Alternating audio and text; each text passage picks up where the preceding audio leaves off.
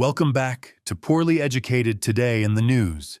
And buddy, let me tell you, we got ourselves a news cycle so chaotic, it looks like God threw a handful of bureaucracy, a snowstorm, 3 carrier strike groups, and a bucket of political nonsense into a blender and hit liquefy. This week's been so wild, I had to drink a whole Mountain Dew just to read the headlines without passing out like a fainting goat at a fireworks show. So sit tight, sit crooked, and let's get into it before the world ends or Congress remembers how to do its job, whichever comes first. Segment 1.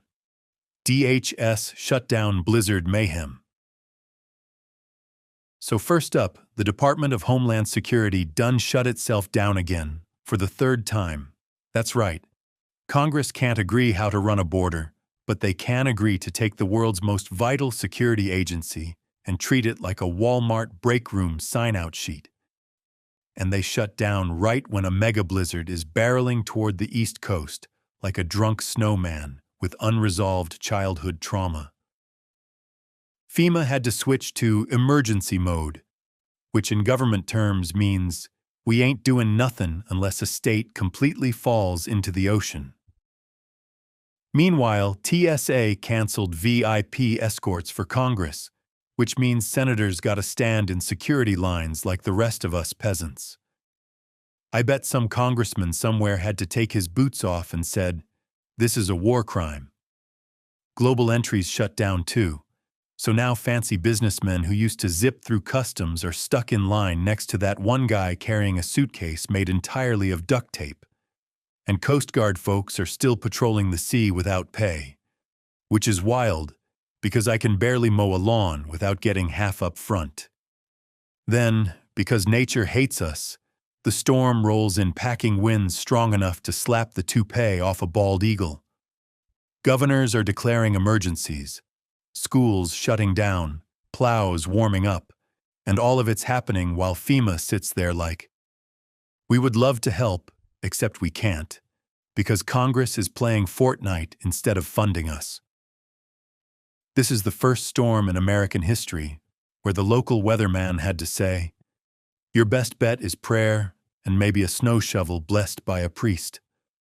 I swear, only in America do we shut down disaster response right before a disaster. It's like turning off the smoke alarms because you don't feel like hearing beeps during the fire. Segment 2. Supreme Court Tariff Smackdown plus Trump's 15% revenge tariff. Now over in economics land, also known as the place where numbers go to ruin my day, the Supreme Court smacked down Trump's big tariff policy so hard, the Constitution popped its knuckles. Court said the president ain't allowed to invent global taxes like he's selling Girl Scout cookies door to door. And Trump responded the only way he knows how, by finding a dusty old trade law from 1974 and smashing the emergency tariff button like he's rebooting a glitchy microwave. So now we got a 15% global tariff on everything, everywhere. You want to buy a toaster? Costs more. A car? More. A bag of Doritos? Probably still $6.99 because chip companies are already lawless, but still, more. Economists say this could raise inflation by 1% and cost folks over $1,000 a year. Which is wild because I already cry at the grocery store. Eggs cost so much I half expect the cashier to hand them to me in a bulletproof case. Meanwhile, corporate America is demanding the government refund the $133 billion in illegal tariffs Trump collected last year. The admin's like, we'll get right on that, which in federal time means never, absolutely never. We lost the paperwork 3 months ago. Then Wall Street starts panicking, the dollar jumps, inflation forecasts jitter, and economists are trying to calculate the damage while drinking antacid straight from the bottle. My cousin says tariffs work great because they keep out the foreigners, and I had to explain tariffs are literally taxes on us, the folks buying stuff, not on the factories overseas. He blinked twice like I'd just told him wrestling is choreographed. In short, the Supreme Court said no, Trump said yes, the economy said why, and Americans said, Lord help us, everything's expensive again. Segment 3. Iran standoff, plus carrier strike groups everywhere. Now let's head overseas where the international situation is hotter than a cast iron skillet left in a July truck bed. The US and Iran are in a standoff so tense it could snap in half if somebody sneezes too hard. Trump gave Iran a 10 to 15-day deadline to accept a nuclear deal that basically says, stop enriching uranium forever and trust us, we mean it this time. And to prove he ain't playing, the military rolled up with not one but 2 carrier strike groups.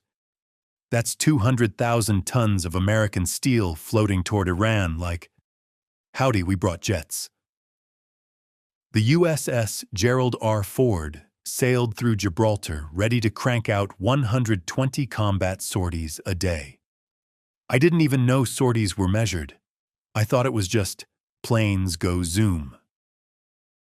Iran responded in typical Iran fashion by saying, we will sink your ships, and then holding naval drills with Russia like they're throwing a geopolitical block party. Meanwhile, analysts are predicting everything from minor escalation to major regional war to maybe nothing will happen because everyone's bluffing like a poker table full of cowboys who ain't got no cards. And here's the kicker.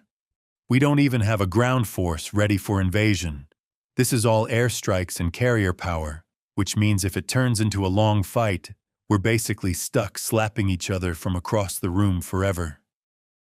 My redneck brain can't keep up.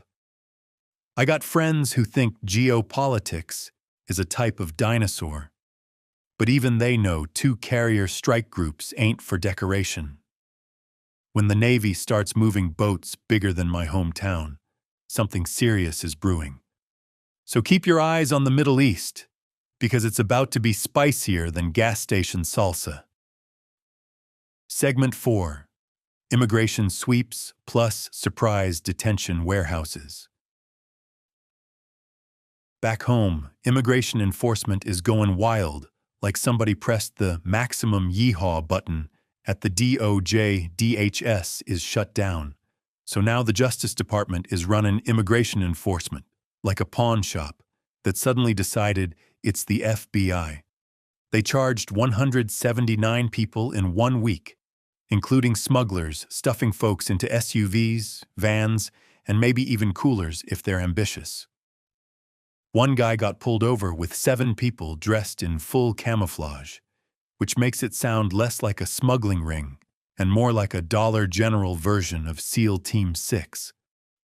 ICE, meanwhile, is buying giant warehouses across America to turn into detention centers, places like Social Circle, Georgia, and Surprise, Arizona, which is fitting, because I'd also be surprised if ICE suddenly bought a warehouse in my town without telling anybody.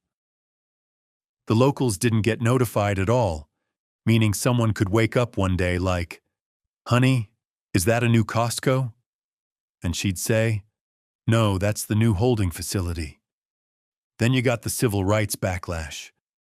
Sweeps in Dearborn, folks detained at work and at mosques, and leaked reports about a citizen being mistakenly killed in a prior operation.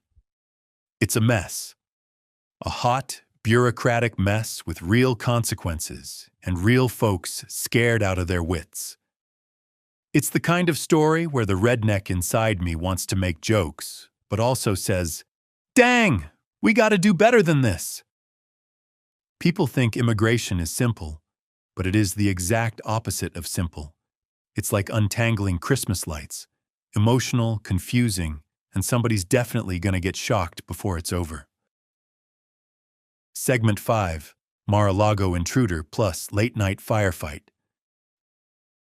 Now on to the Florida saga, and buddy, this one's intense. Some 21-year-old dude from North Carolina drove right into Mar-a-Lago at 1:30 in the morning, shotgun in hand, gas can in the other. like he was auditioning for America's Most Ill-Advised Decisions. He slipped through the gate behind another car. Classic piggybacking, Florida edition. Secret Service and a sheriff's deputy confronted him, told him to drop what he was holding, and he did drop the gas can, which, okay, that's progress. But then he raised the shotgun. And that was it. Agents fired. He went down. End of threat. No officers hurt. Trump wasn't there. Melania wasn't there. Probably for the best, because the only thing more terrifying than an armed intruder is Trump waking up mid-incident and narrating it loudly from a balcony. Investigators say the kid was missing from home, bought the shotgun on the way south, and had no clear motive yet. The whole situation is scary, messy, tragic, and a reminder that even with 2 assassination attempts already in recent years, the threat landscape ain't calming down. Every security detail in America probably had to drink a gallon of coffee after this. And look, I'll joke about a lot of things, but not this. Politics is not worth dying for, killing for, or crashing your car through a gate for. If you feel the urge to do anything that involves a weapon and a president, put the weapon down and go take a nap. Trust me, naps save lives.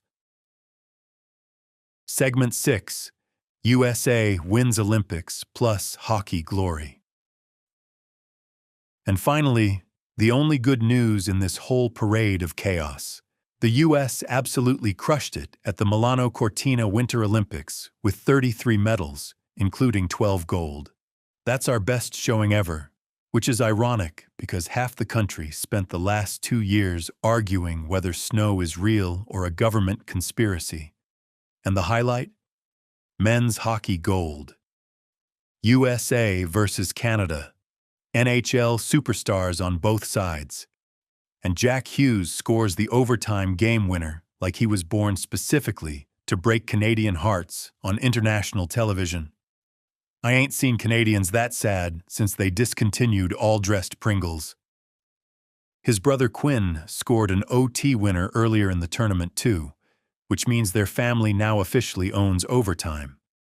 The women's team also won gold, so Mama Hughes probably strutted into the rink afterwards like she owned the building. And honestly, she does now.